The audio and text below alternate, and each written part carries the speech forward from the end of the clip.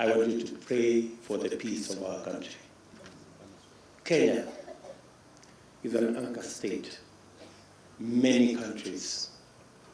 I spoke to many leaders over the last couple of weeks, and they are looking at Kenya to provide solutions for the peace of our region. From Somalia to Ethiopia to DRC to South Sudan and the whole of this region. The world is looking at us as an anchor state to provide solutions for the challenges of peace we have in our nation.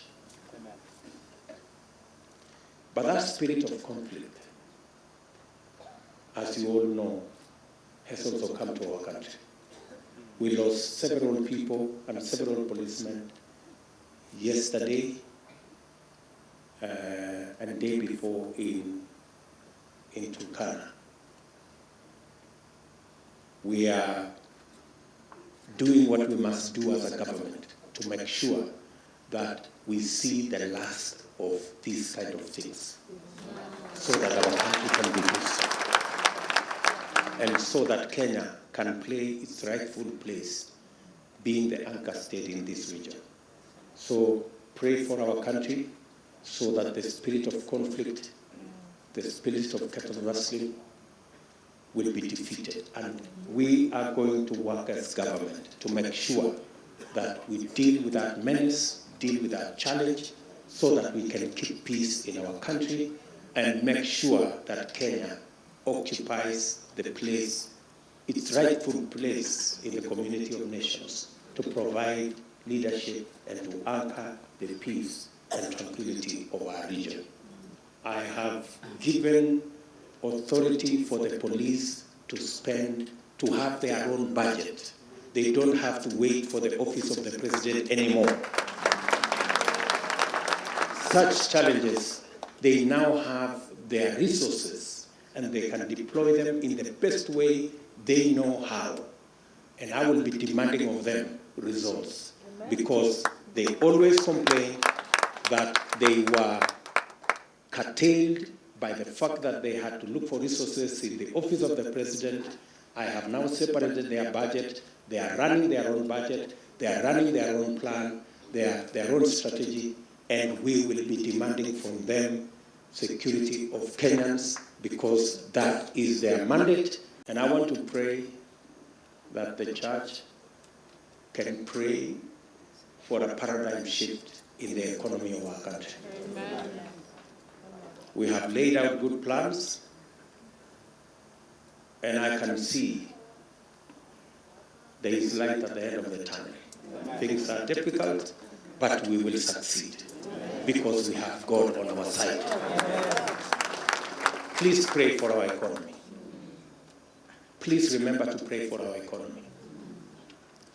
I said, please remember to pray for our economy.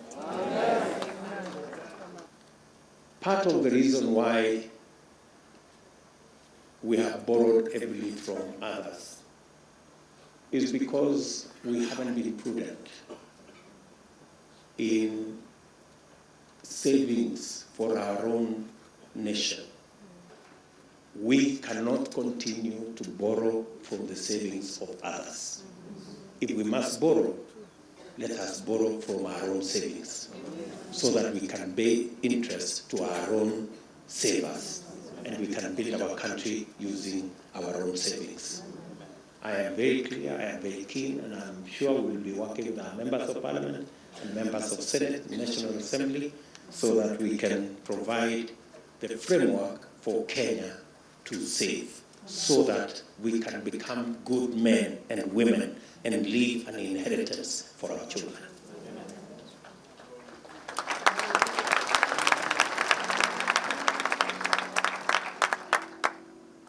Do you know that everybody who works today in Kenya saves only 200 shillings every month?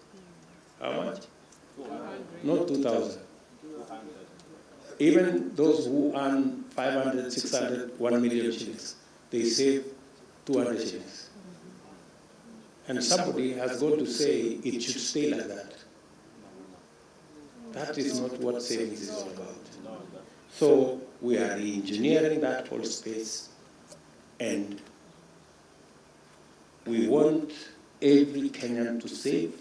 Those who are employed, their employers should also match their savings. And those who are not employed, the government of Kenya will save with them. If any Kenyan saves an amount, the government of Kenya will give them money equivalent to a percentage of their saving to become part of their savings.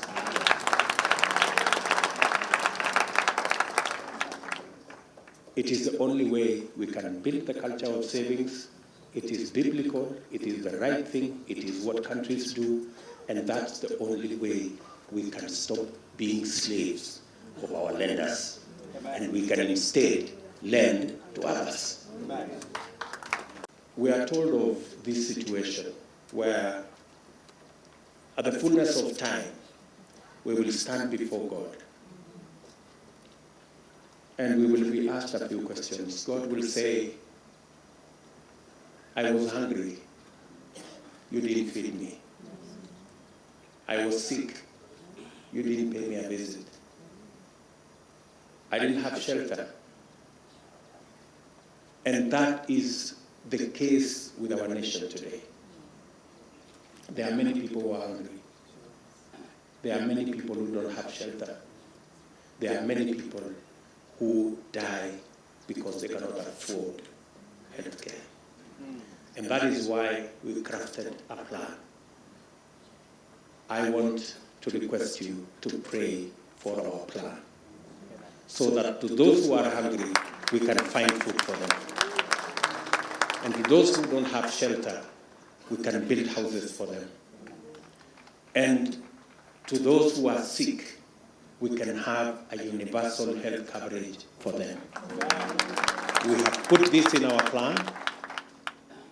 We have put this in our plan, and I want to request you to help me and my team, so that when we stand before God, we can not be ashamed.